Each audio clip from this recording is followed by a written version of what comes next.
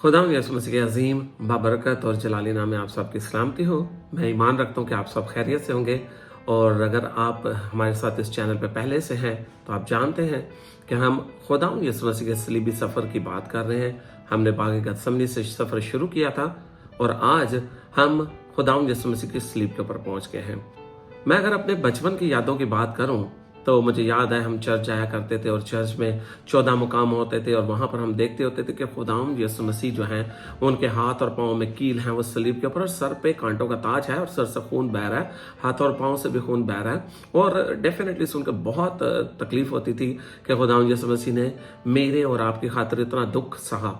ये सब कुछ तब्दील हो गया सन 2004 में जब मैंने पैशन ऑफ द क्राइस्ट देखी। पैशन ऑफ द क्राइस्ट देखने के बाद पता चला कि खाली सलीब का दुख, हाथ और पांव के कील नहीं, खाली सर के ऊपर कांटों का ताज नहीं, बल्कि वो फ्लॉगिंग थी, वो स्कॉर्चिंग थी। और आप यकीन मानिए कि जब मैंने फर्स्ट टाइम देखी मैं वो मूवी पूरी नहीं देख सका। वो इस कदर तकलीफ, इस कदर अजियत कि पता चलता है मेरे और आपके खुदा ने किस कदर दुख उठाया। और ये तकलीफ जो बाकी तकलीफ थी उनसे ज्यादा बढ़कर थी, जिसके मतलब हमें पैशन ऑफ द क्राइस्ट से जाके पता चला। रूमी जो कोड़ा इस्तेमाल करते थे वो कोई आम कोड़ा नहीं था, बल्कि उस कोड़े को फ्लैगम कहते थे। और वो कोड़ा 9 से 12 चमड़े की लड़ियों के ऊपर मुश्तमिल होता था। हर चमड़े की लड़ी की लंबाई मुख्तलिफ होती थी और उन लड़ियों के आखिर में अजियत देने की खातिर वो कील, कांच और हड्डियां इस्तेमाल करते थे। और ये ऐसी चीजें होती थी कि जैसे वो जिस्म के ऊपर पड़ता था ये स्किन को, यानी इंसानी खाल को काट देती थी, उनके अंदर फंस जाती थी। और फिर जो मार रहा था उसको जोर से खींचता था तो वहां पर रेखारियां बन जाती थी, जख्म बन जाते थे और जिनसे खून रिसना शुरू हो जाता था। और ज्यों ज्यों ये कोड़ों की मार बढ़ती जाती थी जिस्म के चीथड़े लटकना शुरू हो जाते थे। और जो शख्स ये कोड़े खा रहा होता था उसकी चीखें निकलती थी, उसके बदन से खून पानी की तरह बहना शुरू हो जाता था और वो बहुत जल्द नकाहत का शिकार होता, कमजोरी का शिकार हो जाता था और तकलीफ नाकाबिले बयान थी। मैं आप तक ये बात पहुंचाना चाहता हूं कि रूमी खुद इसके मतलब क्या लिखते थे। रूमी मुअर्रिख जोसेफस कहता है कि ये कोड़ों की मार ऐसी मार होती थी कि जिसकी तकलीफ से, खून बह जाने से बहुत सारे मुजरिम पहले ही मर जाते थे। और कैसरिया का यूसुफस कहता है कि ये इस कदर बर्बरियत और तशद्दुद वाली मार होती थी कि जब लोगों को मार पड़ती थी और जो कोड़े बढ़ते जाते थे तो जिस्म के ऊपर से खाल सारी उतर जाती थी और चीथड़ों की शक्ल में हो जाती थी। और बहुत सारे लोगों के केसेस में ये जो खाल होती थी वो उतर जाती थी और अंदर से रगें, पट्टे और हत्ता के हड्डियां तक नजर आना शुरू हो जाती थी। तो अजीजों याद रखिएगा कि मेरा और आपका खुदावंद भी इस दुख, तकलीफ और कर्ब से गुजरा। उसने मेरे और आपके खातिर ये कोड़ों की सजा भुगती। इन कोड़ों की मार के बाद खुदावंद यीशु मसीह के बदन से खून पानी की तरह बह रहा था और पीछे जिस्म की खाल जो थी वो लटक रही थी। और उसके बाद कलाम में लिखा हुआ कि उन्होंने कांटों का ताज बनाया और वो ताज जो खुदावंद यीशु मसीह के सर पे पहना दिया। ये आम कांटे नहीं थे अजीजों, याद रखिएगा, ये वो कांटे थे जो उस वक्त इसराइल के इलाके में पाए जाते थे और इनकी लंबाई 1 से 1.5 इंच होती थी। और ये कांटों का ताज जो भी मुजरिम होता है या जिसको सलीब दी जाती वो खुद नहीं पहनता था, क्योंकि इंतहाई तकलीफ अमल होता था। और हम जानते हैं कि हमारा इंसानी दिमाग इंतहाई सेंसिटिव, हसास होता है। और जब वो कांटों का ताज यहाँ से अंदर जाता था जिस्म के अंदर तो शिद्दत दर्द से बहुत सारे लोग चिल्ला उठते थे। लेकिन यसाया की किताब में लिखा है कि वो हमारी खातर भेड़ की मानद ऐसे है कि जो ज़िबा होने के लिए चली जाती और अपना मुंह नहीं खोलती। खुदावंद यीशु मसीह ने यहाँ पर भी कोई चीखो पुकार नहीं की, को इंसान होते हुए उसको दर्द हुई, उसको तकलीफ हुई। और इस ताज के अंदर 72 कांटे थे। तो आप सोचेंगे कि मुझे ये बात कैसे पता है, तो इसके लिए आपको कैथोलिक इंसाइक्लोपीडिया तक जाना पड़ेगा। आप कैथोलिक इंसाइक्लोपीडिया का मुतालिया करें तो आपको पता चलेगा जो सेंट हेलेना थी, जो कि पहले मसीही रूमी बादशाह कॉन्स्टेंटाइन की माँ थी, और कॉन्स्टेंटाइन ने अपनी माँ को भेजा कि वो मुकद्दस सरजमीन यरूशलेम जाए और खुदावंद यीशु मसीह की सलीब से मिलते जुलते जो भी रेलिक्स, यानी जो चीजें उसको वहां से मिले वो लेकर आए। और जो चीजें वो वहां से लेके आई उनके अंदर उसे कांटों का वो ताज भी मिला, जिसके मतलब दावा किया जाता है कि ये वो ओरिजिनल ताज था कांटों का जो खुदावंद यीशु मसीह के सर पर पहनाया गया। और ये ताज आज भी पेरिस के नोटर डेम कैथेड्रल के अंदर मौजूद है। अजीजों, अनाजील अरबा का मुताला करने से हमें पता चलता है कि खुदावंद यीशु मसीह को इस सारी मार के बाद, इस दुख तकलीफ के बाद, इस अजियत के बाद अब अपनी सलीब भी उठानी थी। तो याद रखिएगा ये वैसी सलीब नहीं थी कि जैसे फिल्मों में या मूवीज में दिखाई जाती है कि खुदावंद यीशु मसीह, जो कैरेक्टर की बात कर रहा हूँ, कि वो अपनी पूरी सलीब उठा के लेके जा रहा है, ये मुमकिन नहीं था। और हिस्टोरियंस बयान करते हैं कि जो पूरी स्लिप था उसका वजन मजमूई तौर पर 125 से 135 किलोग्राम के दरमियान होता था, जो कि आम हालात में भी एक सेहतमंद शख्स के लिए भी उठाना मुश्किल थी। तो रूमी तारीख के मुताबिक जो सलीब जिसको दी जानी होती थी, वो अपनी सलीब का उफकी हिस्सा यानी कि हॉरिजॉन्टल, जिसके ऊपर बाजू और हाथ आने थे, वो अपने कंधे पे खुद उठा के लेके जाता था। लेकिन खुदावंद यीशु मसीह इस कदर मार खाने और जख्मों और खून के बह जाने से इस कदर कमजोरी की हालत में था कि उसके लिए ये उफकी हिस्सा, जिसका वजन अंदाजन 30 से 35 किलो था, उसके लिए ये भी उठाना मुश्किल थी। और अनाजील का मुतालिया करने से पता चलता है खुदावंद यीशु मसीह कई जगह पर गिरा। इसीलिए हम कलाम में पढ़ते हैं कि उन्होंने शमौन कुरैनी को, जो वहां से गुजर रहा था, उसे पकड़ा कि वो बेगार में खुदावंद यीशु मसीह की सलीब उठा के लेके जाए, क्योंकि खुदावंद यीशु मसीह के जिस्म में अब इतनी सख्त ना थी। अजीजों, मैं अब आपकी तवज्जो इस सलीबी मंजर के आखिरी हिस्से की तरफ लेके जाना चाहता हूँ।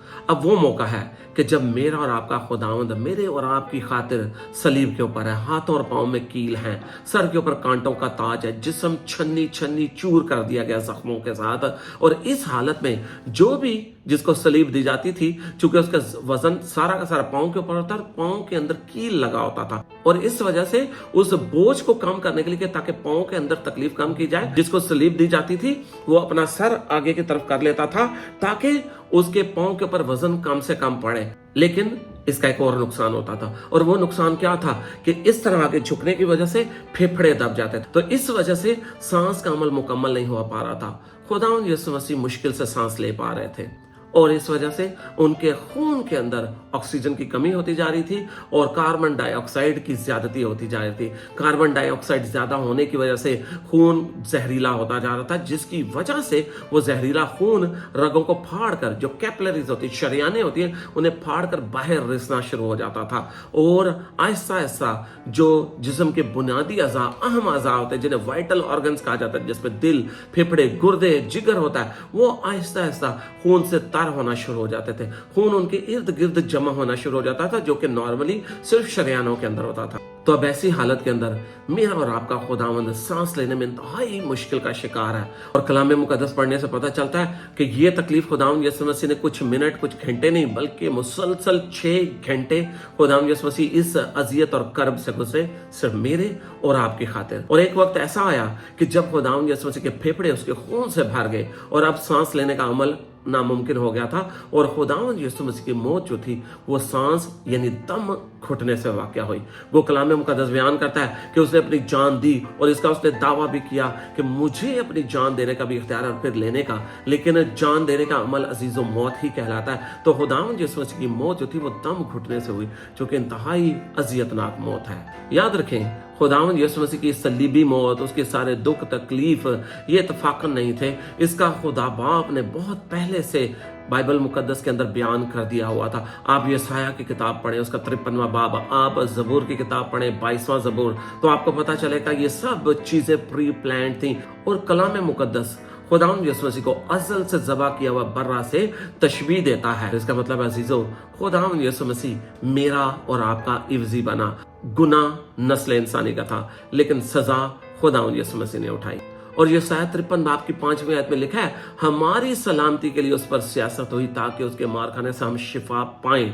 यशायाह मुस्तकबिल की एक पेशन गोई कर रहा है, लेकिन पतरस अपने पहले खत के दूसरे बाब की 24वीं आयत में कहता है कि उसके मार खाने से तुमने शिफा पाई।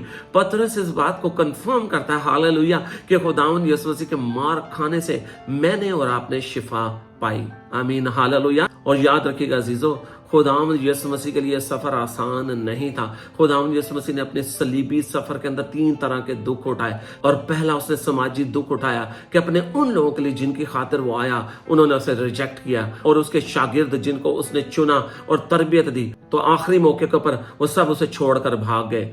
और फिर देखते हैं कि उसके शागिर्दों के अंदर से एक शागिर्द ने उसको धोखे से पकड़वा दिया, और तो और कि उसी की उम्मत के लोगों ने उसको सलीब पर चढ़ा दिया।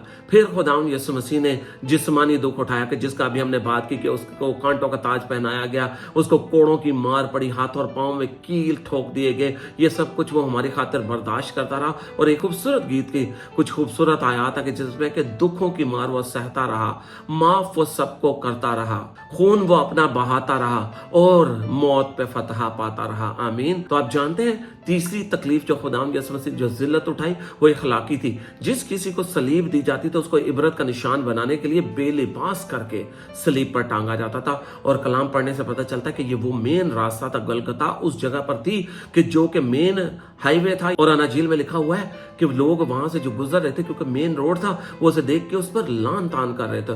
तो अजीजों याद रखे, खुदावंद यीशु मसीह ने ये समाजी, इखलाकी और जिस्मानी अजियतें मेरे और आपकी खातिर सही। उस वक्त खुदावंद यीशु मसीह के सलीब के पास दो तरह के लोग थे। पहले वो जो खुदावंद यीशु मसीह को सलीबी हालत में दुख और तकलीफ में छोड़कर चले गए, और दूसरे वो जो खुदावंद यीशु मसीह के सलीब के साथ साथ रहे, ना सिर्फ उसको दफन करने में साथ रहे बल्कि जी उठने के भी गवाह बने। तो आज भी अजीजों दो तरह के लोग हैं। पहले वो जो खुदावंद यीशु मसीह की इस सलीब के मतलब पढ़ते हैं, मैसेजेस सुनते हैं, चर्चेस में मैसेजेस सुनते हैं, और उसके बाद वो उस सलीब के पास से गुजर जाते हैं। वो खुदावंद यीशु मसीह को सलीब से नहीं उतारते, वो अपनी गुनाह आलूदा जिंदगी में इस कदर बिजी हैं कि जैसे इब्रानियों के खत का मुसन्निफ लिखता है कि हम जब गुनाह दोबारा करते हैं तो हम उसे इलानिया जलील करते हैं और हम उसे बार बार मसलूब करते हैं। लेकिन अजीजों एक और कैटेगरी भी है कि जिस कैटेगरी के अंदर पौलुस रसूल आता था। पौलुस रसूल का सफर बाकी रसूलों से डिफरेंट था। पौलुस रसूल ने रिजन क्राइस्ट को यानी जी उठे मसीहा को जलाली बदन में देखा, और वहां से उसने खुदावंद यीशु मसीह के मुतल्लिक जानना शुरू किया, और उसके पीछे चलते चलते वो सलीब तक पहुंचा, और उसने अपना सफर वहीं रोक दिया, क्योंकि उसे पता चल गया कि अगर खुदा की मोहब्बत को देखना है, अगर अपना यूहन्ना 3:16 को समझना है, तो आपको क्रॉस तक जाना पड़ेगा कि खुदा ने दुनिया से ऐसी मोहब्बत की कि उसने अपना इकलौता बेटा बख्श दिया ताकि जो कोई उस पर ईमान लाए हलाक न हो बल्कि हमेशा की जिंदगी पाए। तो अजीजों मुझे और आपको भी खुदावंद यीशु मसीह के साथ एनकाउंटर होना जरूर है, कि जैसे पौलुस का हुआ, ताकि हम उसकी सलीब की मोहब्बत से वाकिफ हो सकें और हकीकी नजात में दाखिल हो सकें। आमीन, हालेलुया। खुदावंद आप सबको बरकत दे। God bless you all.